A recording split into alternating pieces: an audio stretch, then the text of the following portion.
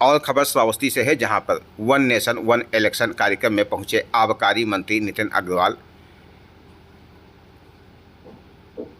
इस कार्यक्रम में उन्होंने किया प्रतिभाग। कार्यक्रम के दौरान उन्होंने एक देश एक चुनाव के अवधारणा पर चर्चा की और इसके महत्व को रेखांकित किया। उत्तर प्रदेश के श्रावस्ती जनपद के सत्यनारायण उच्च शिक्षा संस्थान तुलसीपुर में वन नेशन वन नेशनल कार्यक्रम में शिरकत की, जहां पर भाजपा जिलाध्यक्ष और भाजपा विधायक रामफेर पांडे ने आबकारी मंत्री नितिन अग्रवाल का जोरदार स्वागत किया। इस मौके पर राज्य मंत्री ने लोगों को संबोधित करते हुए कहा कि वन नेशन वन इलेक्शन से जहां सरकार के पैसे और समय की बचत होगी, वहीं सरकार को पूरे 5 साल विकास करने के लिए मिलेंगे। असल में 5 सालों में बार बार इलेक्शन आने और आचार संहिता लगने से विकास का इंजन रुक जाता है, जिससे जनता को सही रूप से विकास नहीं मिल पाता है। इससे पहले कांग्रेस सरकार में वन नेशनल वन इलेक्शन होता था, लेकिन अब वही कांग्रेसी विपक्ष इसका विरोध कर रहे हैं। श्रावस्ती जनपद के सत्यनारायण उच्च शिक्षा संस्थान की तस्वीरें हैं, जहां पर वो पहुंचे, उनका स्वागत किया गया। उन्होंने कार्यक्रम में शिरकत की। ये ऐसी स्थिति नहीं सामने आएगी, क्योंकि बहुत सभी लोगों के लिए अपॉर्चुनिटी खुलेगी और एक पद पे एक व्यक्ति ही चुनाव लड़ेगा और पदों पे और लोगों को, जो लोग राजनीति में आना चाहते हैं, उनको भी अवसर मिलेगा, उनको एक अपॉर्चुनिटी मिलेगी और वो लोग राजनीति में आकर अपना काम कर सकते हैं। ऊंची बनना शुरू हो जाती है तो सरकारी व्यवस्था चरमरा जाती है, चाहे वो शिक्षक हो, चाहे व्यापार हो, विकास कार्य सारे ठप हो जाते हैं और धन का अपव्यय होता रहता है। अभी 24 में चुनाव लड़े हैं, पंचायत चुनाव आ गया, पंचायत के बाद विधानसभा आ जाएगा, फिर नगर पालिका का आ जाएगा। अन्य प्रदेशों में तो हर वर्ष चुनाव होते रहते हैं। समाजवादी पार्टी भी उनके साथ खड़ी है, कांग्रेस के साथ खड़ी है जो इसका विरोध करती है, और भी चाहे वेस्ट बंगाल में ममता बनर्जी की पार्टी हो, टीएमसी हो, वो भी इसका विरोध कर रहे हैं, और भी जो छोटे छोटे दल हैं इसका विरोध कर रहे हैं। तो हम लोगों का प्रयास है कि ये जन भावना के रूप में हमारे सामने आए और जनता से ये आवाज आए कि ये देश हित में है और ये राष्ट्र हित में है one nation one election. Pakistan के लोग पूर्वी पाकिस्तान के लोगों पे अत्याचार कर रहे थे। पाकिस्तान की सेना, पश्चिमी पाकिस्तान की सेना उस हिस्से पे आके आक्रमण कर रही थी। उस वक्त देश में कांग्रेस की सरकार थी, इंदिरा जी देश में प्रधानमंत्री जी, उन्होंने भारत की सेना को भेजकर उस पूर्वी पाकिस्तान के हिस्से को आजाद कराया था पश्चिम पाकिस्तान से, और बांग्लादेश नया देश बना अस्तित्व में आया था। नहीं पता कि जो राजनीतिक दल इसका विरोध कर रहे थे वो दल है आजादी के बाद जिन दलों ने स्वयं ही देश में एक चुनाव होने का समर्थन किया था, आज वो सरकार द्वारा लाए गए इस विधेयक का विरोध करने का काम शुरू कर दिया है। अभी तक स्वतंत्रता के बाद हमारे देश में करीब 400 से ज्यादा चुनाव संपन्न हो चुके हैं। इन लगातार 5 वर्ष में जो हर वर्ष चुनाव की प्रक्रिया चलती रहती है हमारे देश में उससे कितना नुकसान हमारे देश में हो रहा है, चाहे वो समय का नुकसान हो, चाहे अर्थव्यवस्था में हमें नुकसान हो रहा हो, चाहे हमारी वर्किंग एफिशिएंसी में नुकसान हो रहा हो। हर क्षेत्र में चुनाव के कारण जो नुकसान होता है, इस नुकसान को कैसे हम लोग रोकें और इस व्यवस्था में कैसे हम लोग बदलाव करें। विपक्ष विरोध करें, राष्ट्रहित के फैसलों में भी सरकार के विरोध में खड़ा हो जाए। जो देश हित में है, जो देश के लोगों के हित में है, अगर ऐसा फैसला सरकार, ऐसा कोई निर्णय होना है और उसका विरोध विपक्ष केवल इसलिए करे कि ये जो अध्यादेश है या ये जो बिल है ये केवल सरकार द्वारा लाया जा रहा है, मोदी जी द्वारा लाया जा रहा है, तो मैं समझता हूं कि उनकी संकीर्ण मानसिकता को दर्शाता है।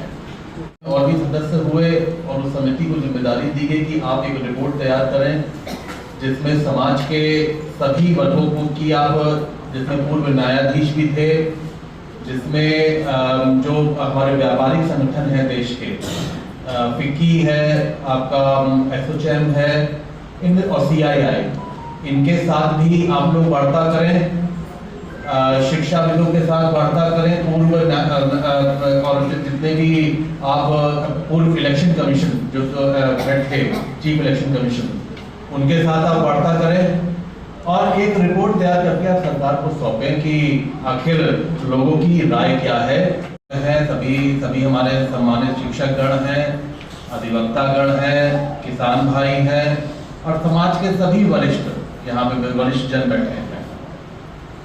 ये शायद ये कोई आज का विषय नहीं है। ये चर्चा करीब देश में कई वर्षों से ये चर्चा हो रही है कि लगातार देश में जो बार बार चुनाव की प्रक्रिया चलती रहती है, चाहे वो लोकसभा का कार्यकाल कभी कभी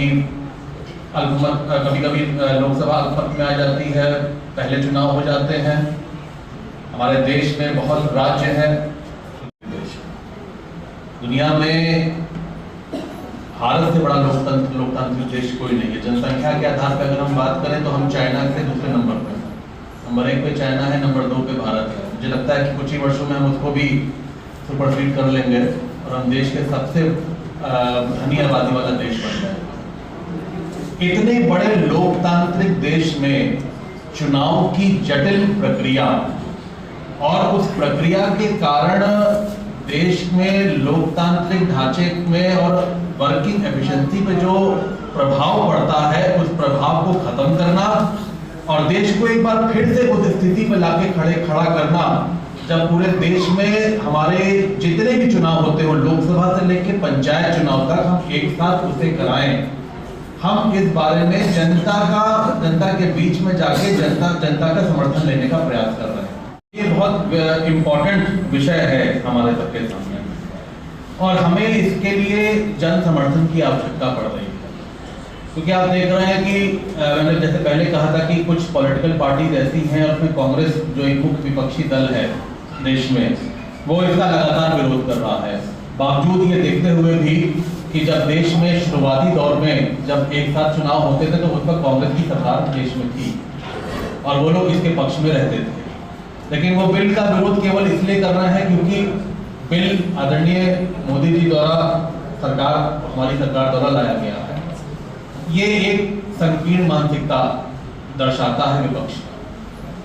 ये मैं मानता हूं कि विपक्ष की भूमिका एक जरूरी भूमिका है देश में, और विपक्ष की भूमिका इसलिए भी जरूरी होती है कि अगर सरकार के कुछ ऐसे कार्यक्रम हैं जिसको विपक्ष और अपने फीडबैक दे सकता है तो उसे देना चाहिए। प्रधानमंत्री जी को लगा कि ये अच्छा मौका है क्योंकि हमने लड़ाई जीती है और एक पाकिस्तान को हमने विभाजित किया है, तो हमें इसका फायदा देश में चुनाव अगर हम करा लेंगे तो हमें इसका फायदा देश में मिलेगा, हमें पार्टी को मिलेगा, उनकी पार्टी को मिलेगा। और 1970 में उन्होंने पार्लियामेंट को भंग किया पहले, क्योंकि कार्यकाल पार्लियामेंट का खत्म नहीं हुआ था, और 1971 में मध्यावधि चुनाव करा दिए गए इस देश में लोकसभा के।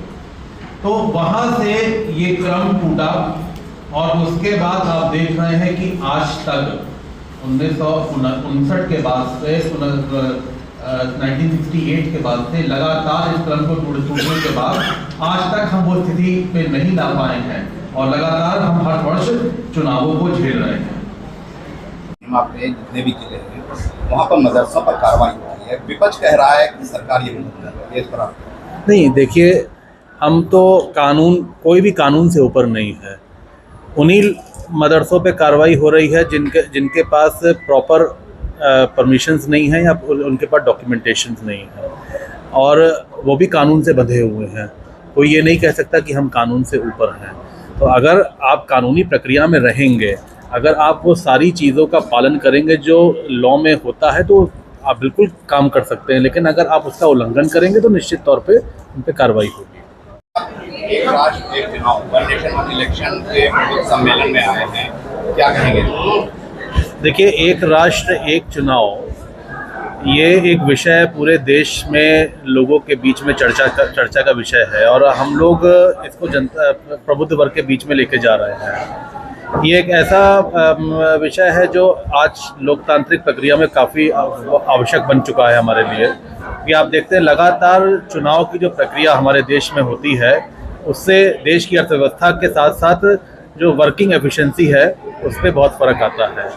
सरकार चाहती है कि जो 1951, 52, 57, 62 और 67 में एक साथ चुनाव होते थे, वैसी प्रक्रिया फिर से लागू की जाए, और उसके लिए हम लोग जनता के बीच में भी जा रहे हैं और साथ ही साथ सरकार इस बिल को लेकर पार्लियामेंट में लेकर भी आई है। अगर सब कुछ ठीक रहा तो मुझे उम्मीद है कि हम लोग 2029 में हम लोग एक राष्ट्र एक चुनाव को देख पाएंगे। तो हम इस विषय को लेकर सभी प्रबुद्ध जन के वर्ग बीच में जाके इस बात पे बात कर रहे हैं, चर्चा कर रहे हैं। सर, अभी सरकार ने जातीय जनगणना की घोषणा की है। अखिलेश यादव का कहना है कि हमारी मांगों को लेकर हम सरकार से हट रहे हैं। अब देखिए, सरकारें जो लोग इस पे सर, ये तो निर्णय आदरणीय प्रधानमंत्री जी का था और एक बड़ा निर्णय है। इस पे जो राजनीतिक दल और ख़ासतौर से विपक्ष के लोग इसका श्रेय लेने की कोशिश कर रहे हैं। सरकारें तो उनकी भी देश में रही हैं, उनकी सरकार भी 2014 तक इस देश में थी और उस वक्त भी जब ये मांग उठी थी तो उन्होंने इस पे कोई निर्णय नहीं किया था। आज वो आदरणीय प्रधानमंत्री जी द्वारा किए गए निर्णय पे आज श्रेय लेने का प्रयास कर रहे हैं। मुझे लगता है ये उचित नहीं है और एक ये बड़ा निर्णय सभी सामाजिक न्याय के लिए और सभी लोगों के लिए हितकारी निर्णय है।